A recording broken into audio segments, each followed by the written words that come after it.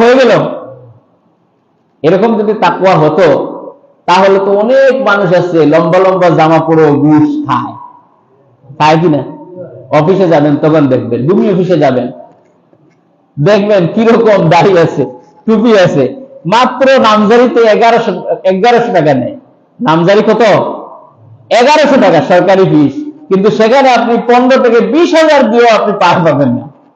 বলবে এই খরচ সেই খরচ, অথচ দেখবেন কি লম্বা দাড়ি। আপনি অফিসে যান, আদালতে যান, সচিবালয়ে যান, সব জায়গায় লম্বা লম্বা, আমার চাইতে লম্বা দাড়ি, কিন্তু কি খায়?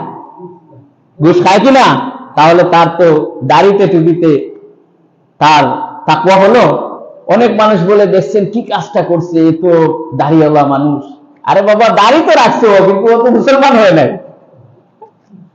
আল্লাহ যেটা বলছেন ওয়ালা তামুতুন্না ইল্লা ওয়া আনতুম মুসলিমুন, দাড়ি রাখছে ঠিক, লম্বা জামা পরছে ঠিক, তার টুপিও আছে ঠিক, কিন্তু তাকে পাপ থেকে বাঁচাতে পারে নাই। এক লোক নাকি গেছে রমাদান মাসে, গিয়ে বলছে বড় অফিসে যে স্যার, ওই যে আপনি বলছিলেন আমার ফাইলটা কাজটা শেষ করে দেওয়ার জন্য একটু আপনার জন্য হাদিয়া তোফা আনছি। বলছে এই মিয়া, এই রমাদান মাসে কি এটা হাতে নেওয়া যায়? রমাদান মাসে এটা কি হাতে নেওয়া যায়? বলছে তাহলে কি করবো? বলছে আমার টেবিলের ড্রয়ারে রেখে দাও। চিন্তা করছেন তো, লোকটা টেবিলের ড্রয়ারে রাখলো, রাখার করে বললো স্যার, এমন একটি কাজ আপনি আমার সাথে করলেন, আমার একটা গল্প মনে হয়ে গেছে। বলে কি? বলছে একটা লোক খুব বেশি ফজলি আম দিয়া আর দুধ দিয়া বাত মাখাইয়া খাচ্ছিল। এখন এমন মাখানি দিছে, মাখাইতে মাখাইতে এইটা একদম ওই আমাশা রোগী বিষ্ঠার মতো হয়ে গেছে। এখন ছেলেরে ডাক দিছে, এই বল্টু একটা চামচ নিয়ে আয়। বলছে আব্বা চামচ লাগবে কেন? বলছে এই দেখতেছিস না, এই যে আমার ফজলি আম আর কি দুধ দিয়া মাখাইছি, এখন আমাশা রোগীর বিষ্ঠার মতো দেখা যায়, এখন হাত দিয়া খাইতে গিয়া ঘৃণা করে, এই জন্য চামচ দেখাচ্ছি। ওই লোকটা বললো স্যার, ওই অবস্থা আপনারও হয়ে গেছে, রমাদান মাস, এটা কি হাতে নেওয়া যায়? ওটা টেবিলে ড্রয়ারে রেখে যায়। এরকম ঘুষখোর আছে কিনা? ঘুষখোর অফিসার আছে? আছে। উকিল বলেন বেশিরভাগ, হায় হায়, পুলিশে থানায় যান, সব জায়গায় আছে। বলবে রমজান মাস একটু, নইলে বলবে দিনে আসবেন না, রাতে আসবেন। তাহলে বোঝা গেল রাত্রে যে আল্লাহ দেখে, দিনে যে আল্লাহ দেখে, রাত্রে আল্লাহ দেখে না। তাহলে আমরা সেই কাজ করব?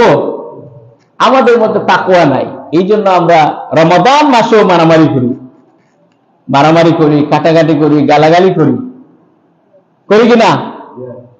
আর মাগরিব আসার আগে তো একদম অবস্থা শেষ, আরো বেশি মারামারি শুরু হয় আসরের পর থেকে শুরু করে মাগরিবের আগ পর্যন্ত। আছে কিনা মানুষ? তাহলে এই রোজার কোনো দরকার আল্লাহর কাছে নাই। আল্লাহ রাসূল বলেছেন, যেই ব্যক্তি মারামারি, গালাগালি, অন্যায়, অবিচার, জুলম এবং খারাপ কাজ থেকে বিরত থাকতে পারলো না, তার কোনো রোজার দরকার নাই। তার কোনো রোজার দরকার আছে? দরকার নাই। সম্মানিত দিনদার, ইমানদার, পরহেজগার ভাইরা, আল্লাহ পাক বলছেন যে আমি তোমাদেরকে পাঠিয়েছি, আমাকে যেভাবে করে ভয় করা উচিত ওইভাবে ভয় করবে, আর মুসলমান না হয়ে মরে যেও না। এখন ভয় করব, এই ভয়টা কি?